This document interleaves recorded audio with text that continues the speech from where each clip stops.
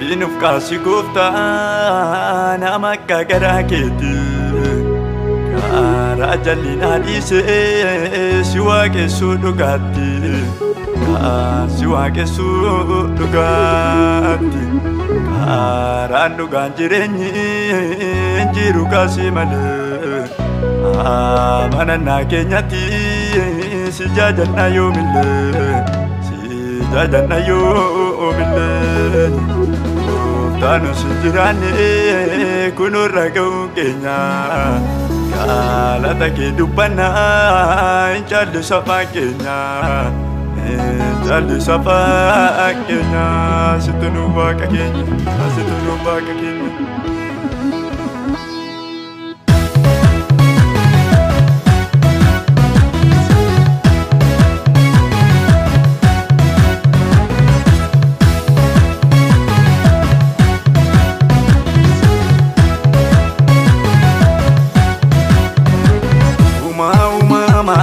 Fatsine mali bayedanura kansa ulmane nojin tausa argine ranuni enjajanna goftanu fumadane jirenya arganera gutu dandani goftatu gode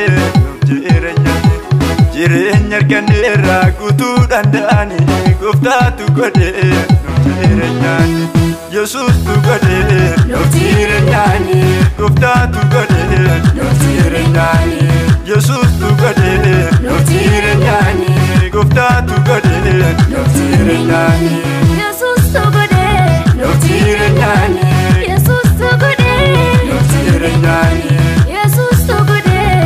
jirenyani Jesus tu gode jirenyani.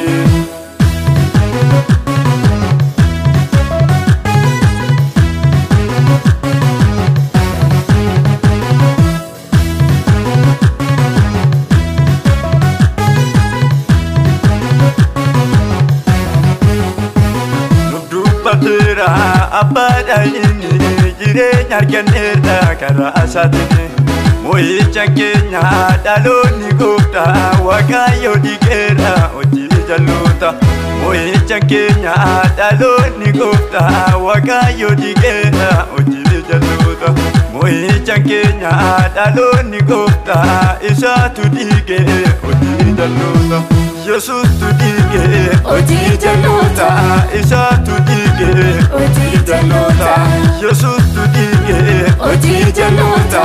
isatu dige oji jalota.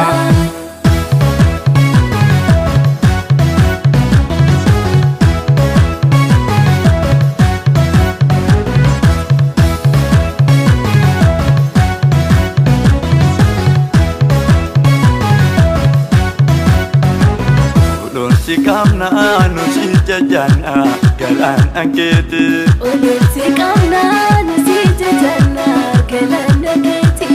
Umam narkake si wakesina ulun jedati Umam narkake si wakesina ulun jedati Nusi batina ulun jedati Nusi wedina ulun jedati Nusi feyena ulun jedati Nusi batina ulun jedati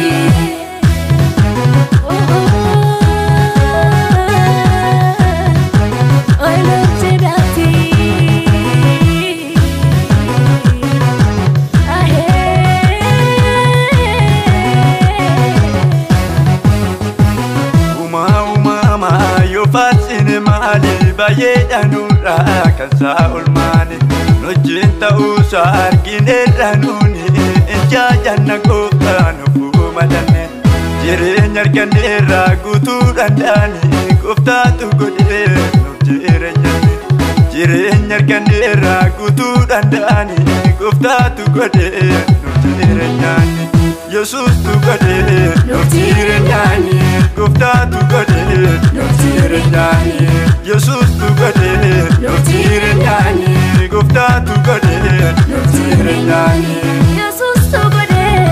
jirenyani Jesus tu gode jirenyani Jesus tu gode jirenyani Jesus tu gode jirenyani